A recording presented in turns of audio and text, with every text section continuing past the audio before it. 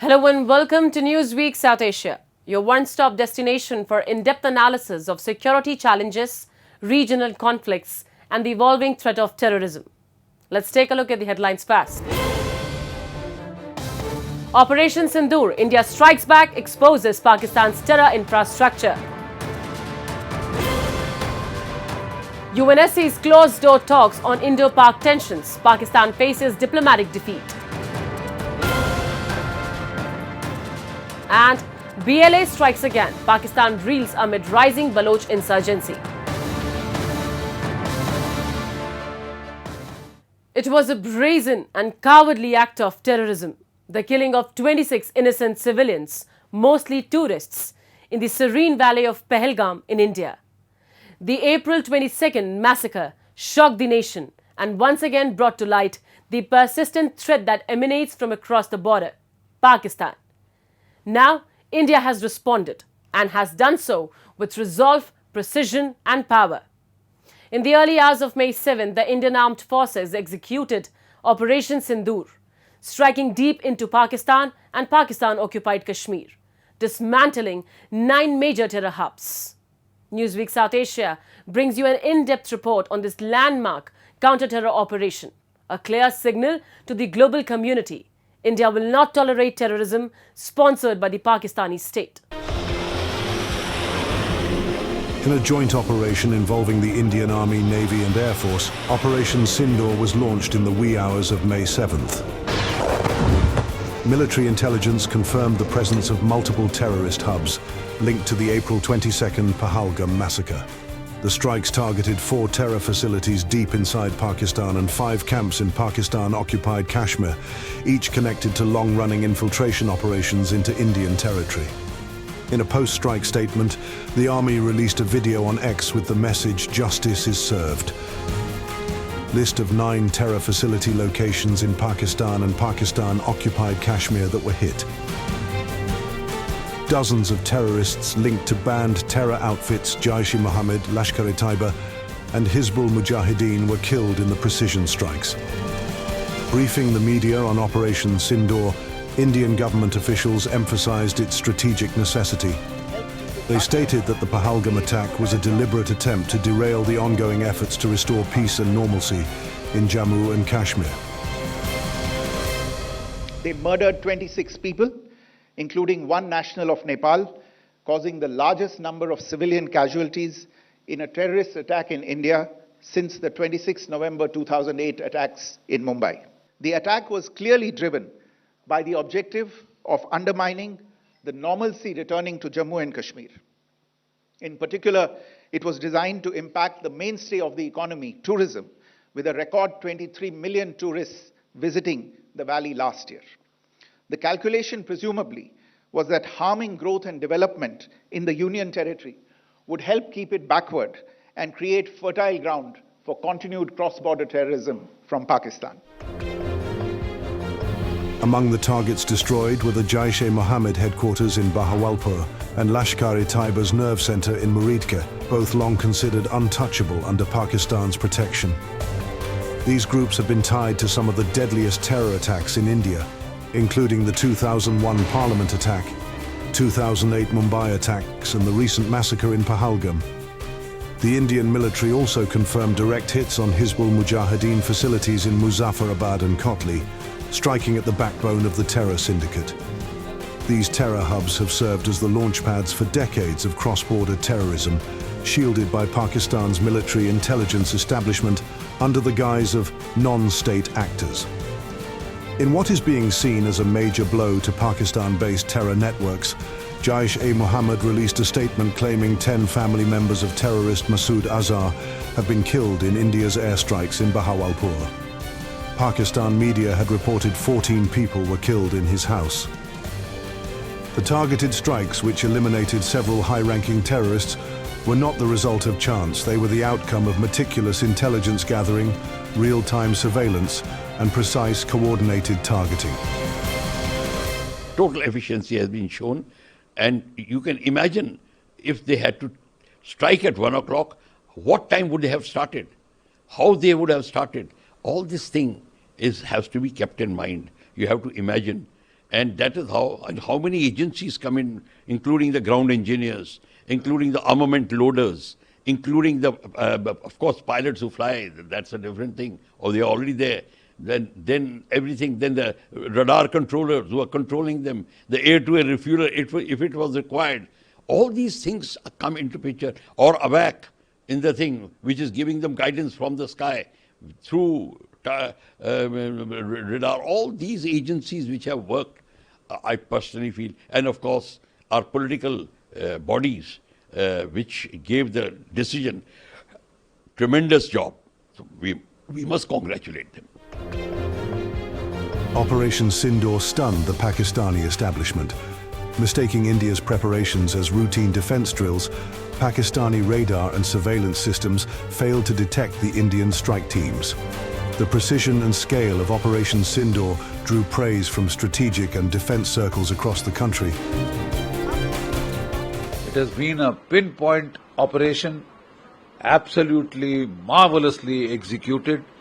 Kudos to the Prime Minister, starting from the Prime Minister to all the people involved and to the armed forces who have done a superb job.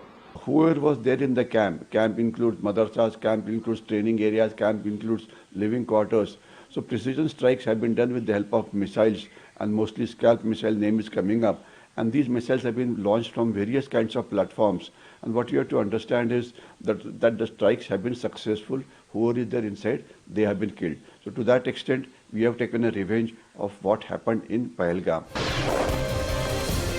As Indian warheads struck terror targets, New Delhi activated its diplomatic channels, briefing key allies including the US, UK, UAE, Russia, and Saudi Arabia. While the UN and countries like China and UAE called for restraint, not a single major power condemned India's actions. Instead, countries like Israel openly supported New Delhi's right to self-defense, emphasizing the need to bring perpetrators of the Pahalgam attack to justice. India has the right to self-defense. I think it's a very clear message from India to the rest of the world, definitely from your friend Israel. This is something which is essential to send a message to the terrorists. That was an action of self-defense, and I'm very proud of this operation. The origins of Operation Sindoor lie in one of the most gruesome terror attacks in recent memory. On April 22nd, 4 Pakistani terrorists affiliated with the Resistance Front, a proxy of Lashkar-e-Taiba, opened fire on unarmed tourists in the Baisaran Valley of Pahalgam. 26 civilians were murdered in cold blood.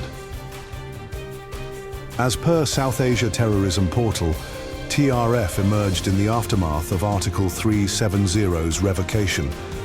It operates largely online from Karachi, spreading propaganda, radicalizing youth and recruiting operatives via platforms like Telegram, WhatsApp and Facebook.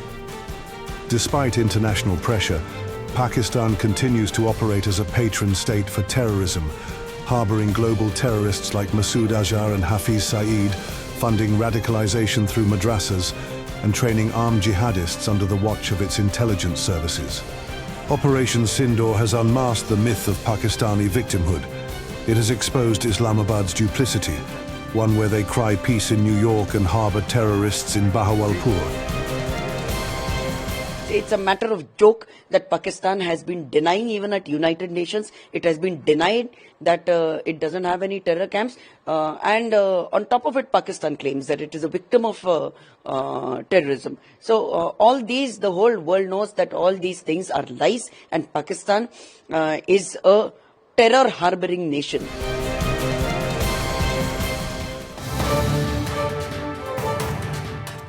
India's Operation Sindoor marks a major shift in its response to cross-border terrorism following the horrific Pahalgam massacre. While New Delhi asserts its right to self-defense, Pakistan is sending mixed signals, denying terror camps on one hand and issuing threats on the other. From mock drills at home to diplomatic messaging abroad, the stakes are high. To delve deeper into this issue and discuss the latest developments and get a perspective on what's unfolding, We have with us RobinderSachdev, a foreign affairs expert. So, was Operation Sindoor a proportional and lawful response under the international right to self-defense after the Pahalgam massacre? I think it was maybe even less than proportional or proportionate response to what all the country has been suffering over these years.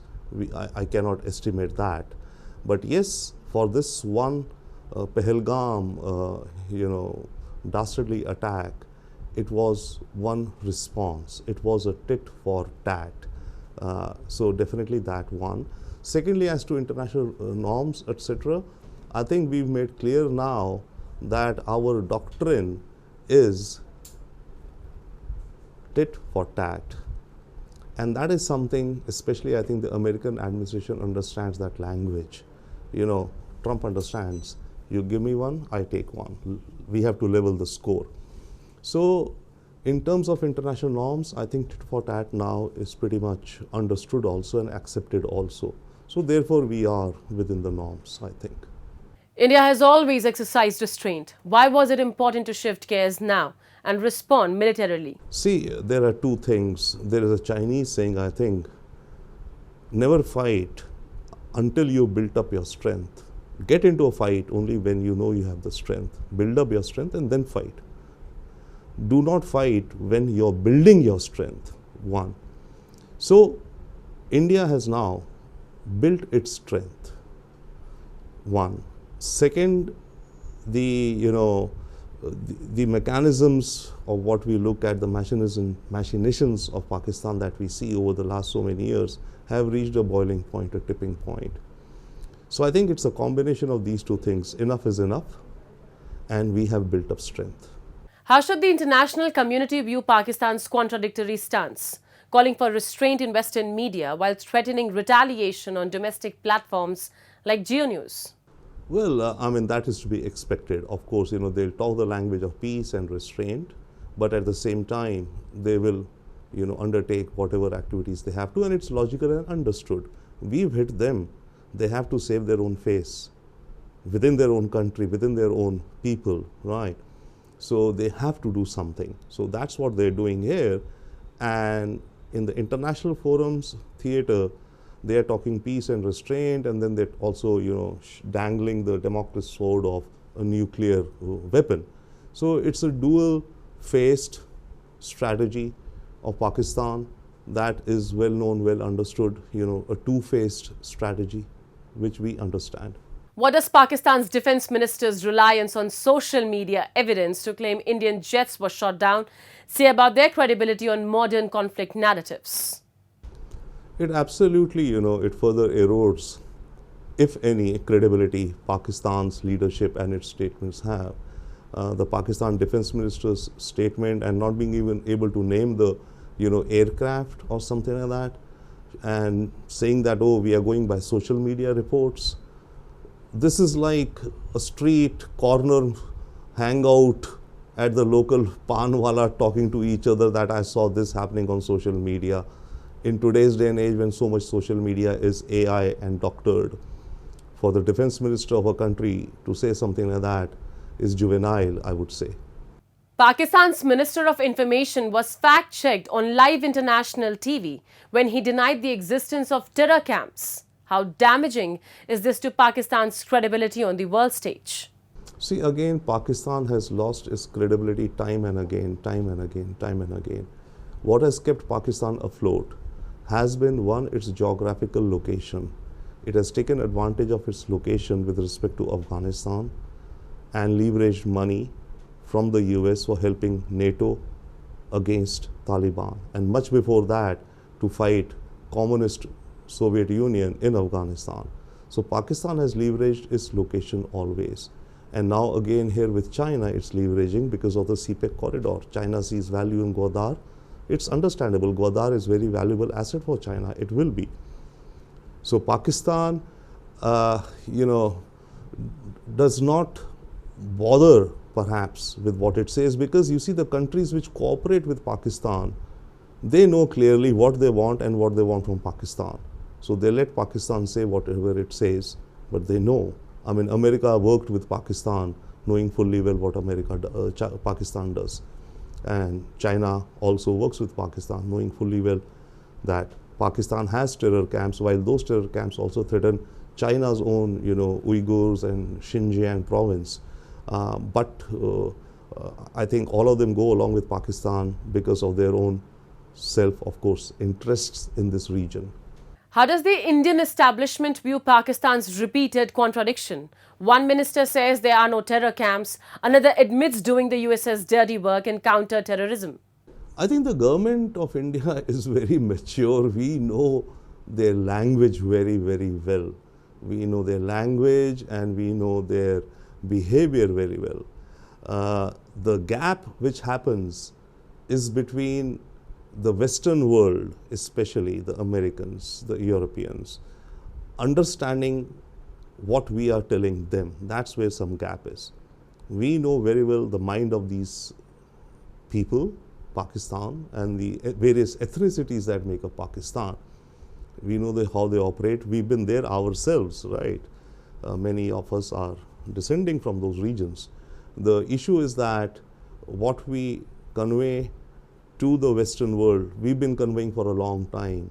As Minister Jaishankar says, Europe thinks its problems are the problem of the world. Nationwide mock drills were held for emergency preparedness. What does this tell us about the level of seriousness with which India is preparing for a wider conflict? See, the mock drills, the way I see it, definitely they convey a seriousness for the country to prepare to deal with any emergencies, especially our first responders, the fire brigades, the electrical systems, the hospitals, and of course the citizenry. That's one level of preparedness. But I think and secondly, yes, it creates a psychological fear in the Pakistanis that India is up to some serious thing, preparing so seriously and widely. But I think much more than that, what this drill does is create a unity within India, a unity of purpose, a realization of a unity, a national character, mobilization. So I look at it in that perspective more actually, or equally. So on the one level, yes, it helps us, prepare for, any emergencies. But at the same time, it cultivates a sense of national character, I think, in our citizenry, which itself is a huge thing also. Thank you, sir, for sharing your insights. Thank you for having me. The deadly terror attack in India's Pahalgam on April 22nd, claiming 26 innocent lives, sparked a diplomatic showdown, with Pakistan accusing India of a false flag operation at the UN. But that narrative quickly unraveled. On May 7th, India launched Operation Sindoor, a precision strike on 9 terror hubs linked to Pakistan-based terror outfits. In this week's Newsweek South Asia, we explore Pakistan's failed attempt to sway the UN and how India's swift military response has reshaped the region's diplomatic dynamics. The United Nations Security Council convened in a special closed-door consultation session to discuss the growing hostilities between India and Pakistan, just hours after UN Secretary-General Antonio Guterres warned that the relationship between the two South Asian neighbors was at its most volatile in years. The 90-minute session, held at Pakistan's request, did not produce the outcome Islamabad had hoped for. Rather than endorsing its claim that the Pahalgam attack was a false flag operation, several council members cautioned Pakistan's narrative and expressed concern over its recent nuclear posturing and missile testing, which they said had aggravated regional instability. Significantly, UNSC members raised pointed questions about the involvement of Lashkar-e-Taiba, a Pakistan-based UN-designated terrorist group, in the Pahalgam incident.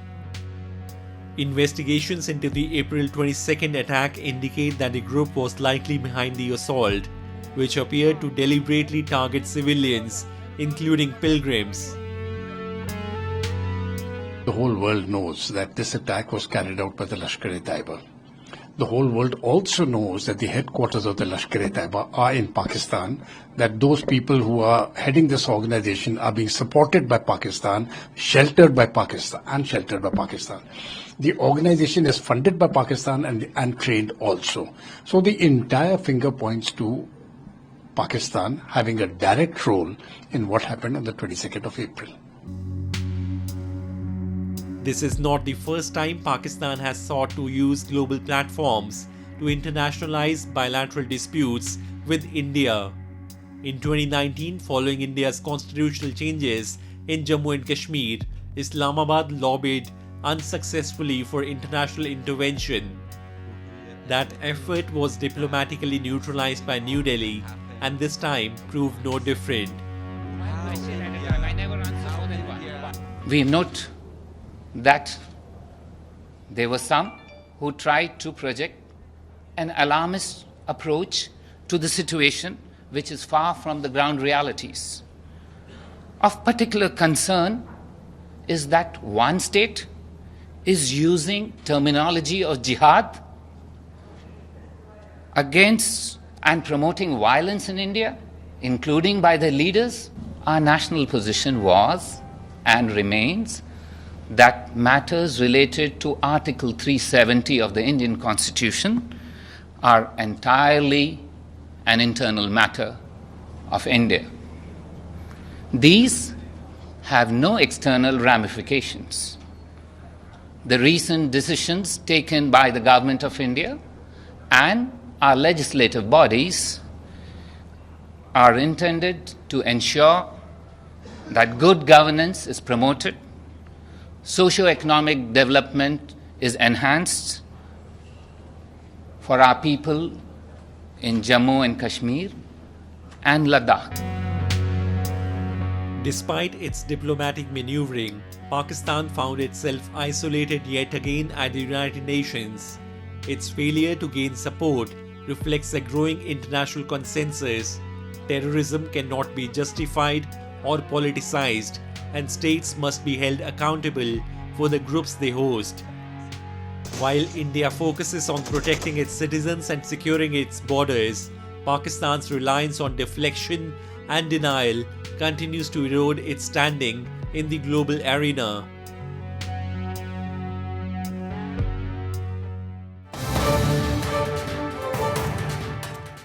In what appears to be a coordinated escalation against Pakistan military forces, the Baloch Liberation Army, a separatist group waging an armed insurgency in Balochistan, has carried out a series of deadly strikes. The twin attacks in the Bolan and Kutch districts come at a time when Pakistan is already under pressure following India's recent counter-terror operation codenamed Operation Sindoor. As Islamabad scrambles to control the fallout, the BLA's intensified campaign reveals the growing fragility of the Pakistani state. We have a report. In the arid landscapes of southwestern Pakistan, the Baloch Liberation Army continues its decades-long insurgency against the Pakistani government. The separatist group, operating primarily in Pakistan's largest yet least populated province of Balochistan, represents a growing security challenge that Islamabad faces. In the Bulletin district, BLA's elite Special Tactical Operations Squad executed a remote-controlled IED attack on a military convoy, killing all 12 Pakistani soldiers on board. In another operation in Cage, another BLA unit ambushed a bomb disposal squad, killing 2 personnel. The struggle for the liberation of Balochistan has been ongoing for the last 5 decades. And the Baloch fighters have always made it very clear that their aim is to liberate Balochistan and regain our sovereignty and territorial integrity, which was compromised by the occupation of Pakistan in 1948. The recent attacks in Kech and Bolan are just a sequence of events or the continuation of the liberation struggle of the Baloch people. These latest incidents come just days after another high-profile assassination, that of NISI operative Muhammad Nawaz in the coastal town of Pasni near Gwadar. The killing was not random. Pasni lies at the heart of China's investments under the China-Pakistan Economic Corridor, CPEC, a symbol of Balochistan resource exploitation as seen by the local populace. This strategic targeting marks a shift in the BLA's approach, from guerrilla-style ambushes in remote regions to hitting symbolic and strategic assets tied to Pakistan's national interests. Earlier this year, the BLA hijacked the Zafar Express, a major passenger train connecting Quetta to Peshawar. The group not only took passengers hostage but also derailed the train, a move that sent shock waves through Pakistan's intelligence community and demonstrated the group's expanding reach into the country's core infrastructure.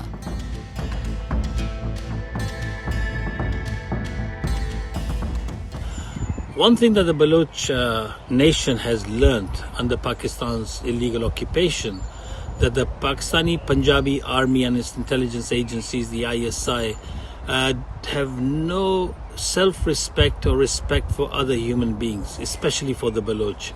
And the language of their choice is force. They force themselves upon the Baloch nation, and when the Baloch force themselves and hurt the Punjabi Pakistanis, then they understand that language. Unfortunately, the very uncivilized and a degraded form of human beings. So the only language to speak to them is the language of force, and that's unfortunately the language that has been spoken to them in the recent past. At the heart of the Baloch insurgency lies deep resentment against decades of state neglect, economic disenfranchisement, and political marginalization. Despite being home to vast reserves of gas, gold, and copper, Balochistan remains Pakistan's poorest province, a paradox that fuels the fire of rebellion. For nearly 2 decades, Balochistan has remained a war zone. Thousands have disappeared, countless civilians have been killed, and the entire communities uprooted, all in the name of counterinsurgency. Yet, far from being subdued, the Baloch movement appears to be gaining momentum, both in tactics and public sympathy. Islamabad now finds itself cornered, facing mounting resistance in Balochistan, unrest in other provinces, and pressure from the international community over its support for cross-border terrorism. The recent attacks is yet another episode in the long-running saga of Baloch resistance, one that Islamabad cannot win with brute force alone. And with that, we come to the end of this edition of Newsweek South Asia. We'll be back next week with more news, views, and analysis from the subcontinent. Meanwhile, to keep writing to us at nwsa@anin.com. This is Shivangi Mishra signing off on behalf of the entire production team of Newsweek South Asia. Goodbye and take care.